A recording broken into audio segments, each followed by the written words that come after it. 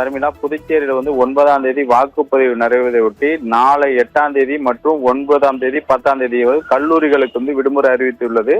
புதுச்சேரி கல்வித்துறை சார்பில் அறிவிக்கப்பட்டுள்ளது. புதுச்சேரியில் பார்த்தீங்கன்னா ஏற்கனவே 4 நாட்களுக்கு பள்ளிகளுக்கு விடுமுறை விடப்பட்டுள்ளது. அதாவது 7, 8, 9, 10 ஆகிய 4 நாட்களுக்கு பள்ளிகளுக்கு விடுமுறை அறிவிக்கப்பட்டுள்ளது. இப்பொழுது இன்று கல்லூரிகளுக்கும் விடுமுறையானது அறிவிக்கப்பட்டுள்ளது.